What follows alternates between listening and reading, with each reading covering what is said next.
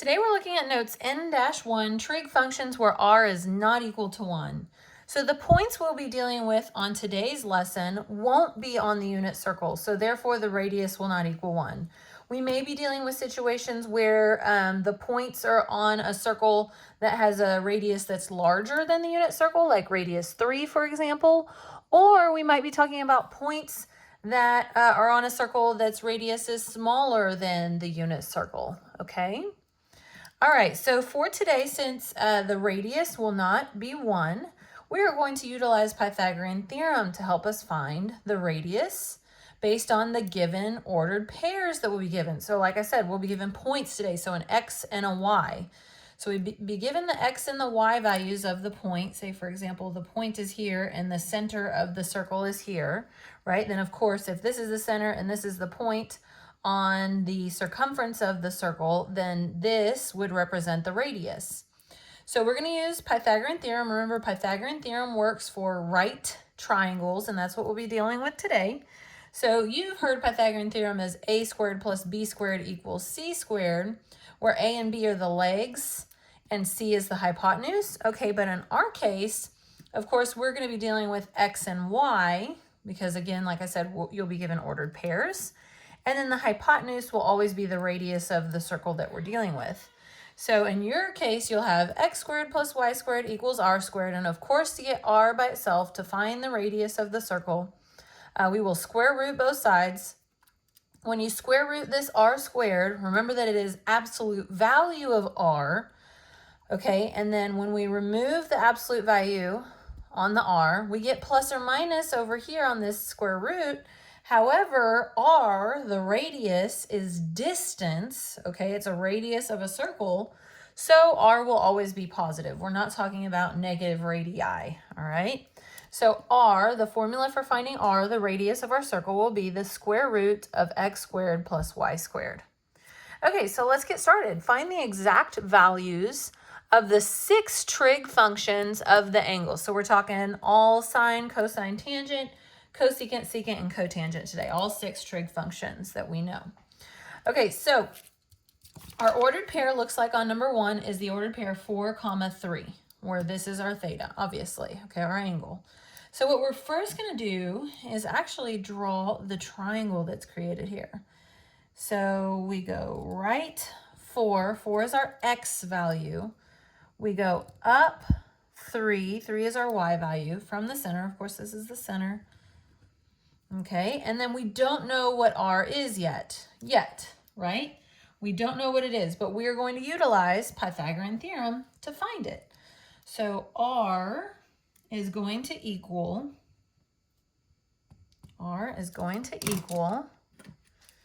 x squared,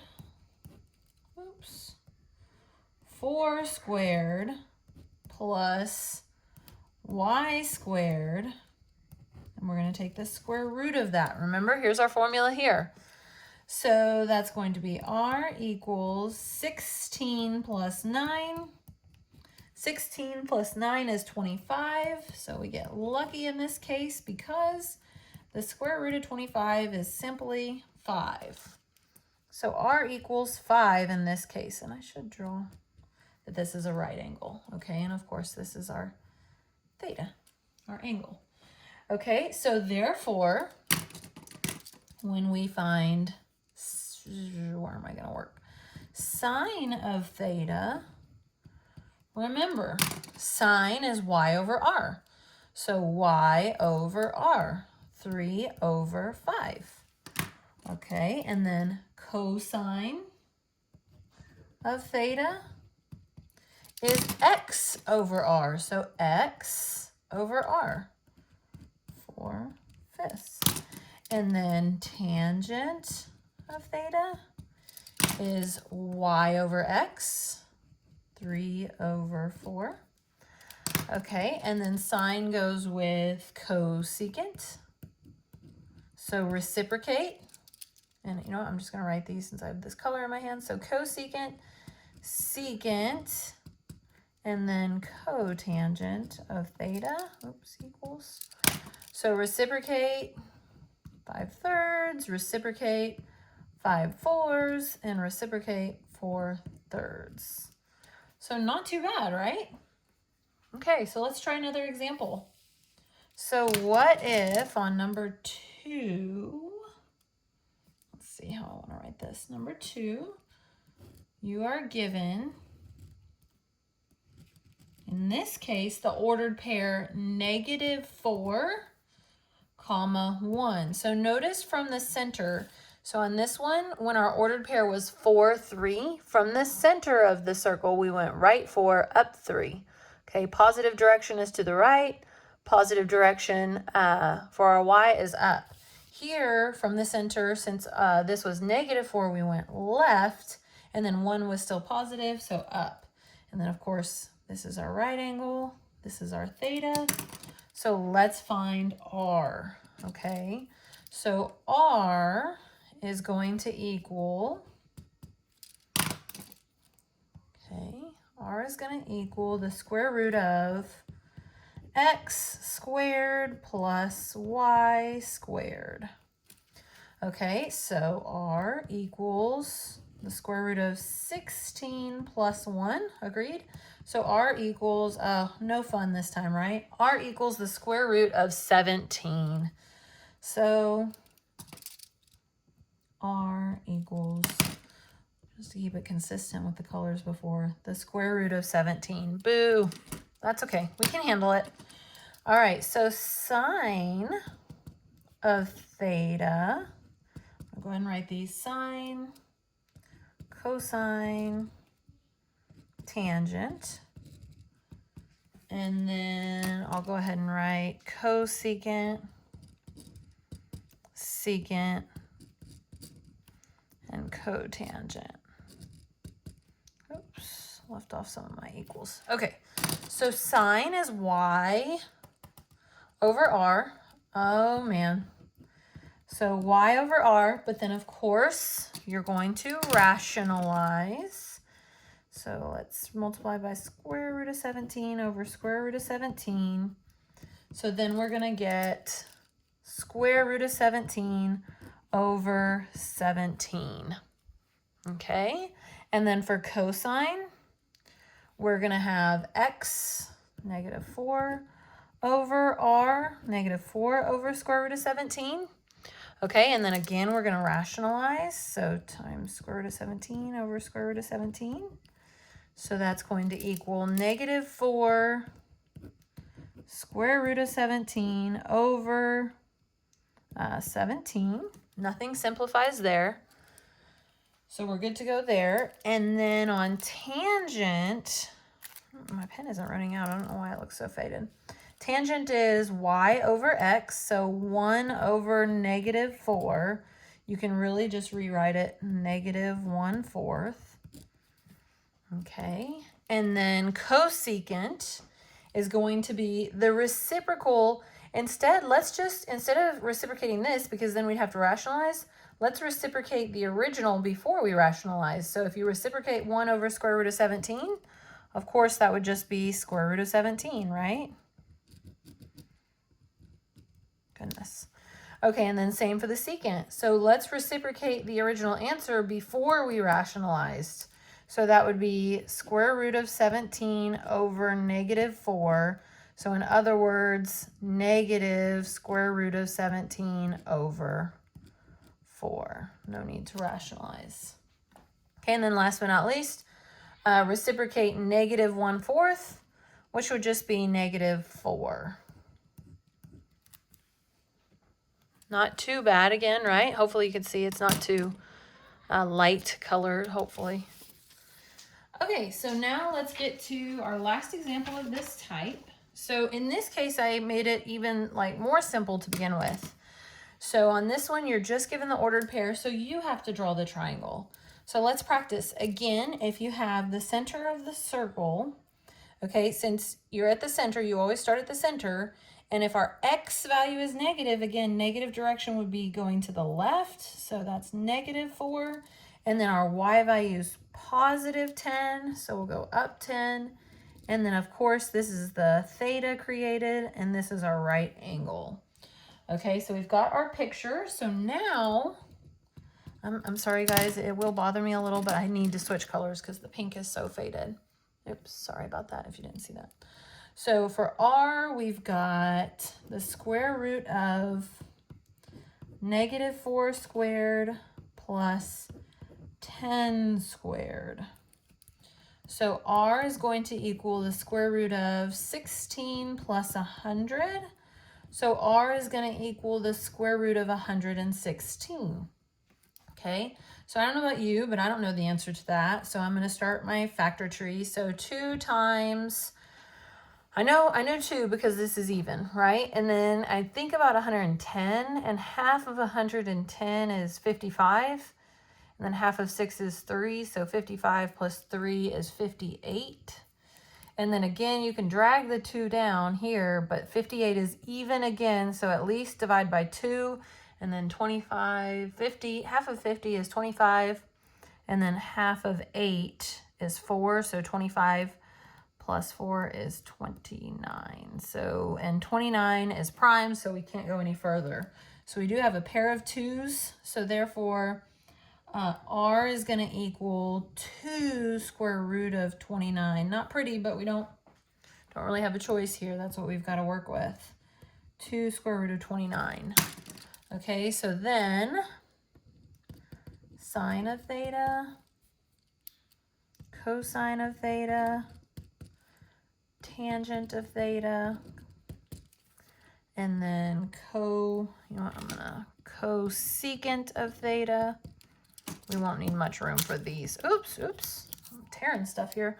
And then secant of theta, and then cotangent of theta. Okay, so now sine of theta. Sine of theta is y over r. So 10 over 2 square root of 29. So a couple of things going on here. First, you want to simplify the 10 over 2. That's going to give me 5 over square root of 29. But then you still have to rationalize. Let me use green. So times square root of 29 over square root of 29. So then we get 5 square root of 29 over 29. And that does not simplify further. And then cosine would be x over r.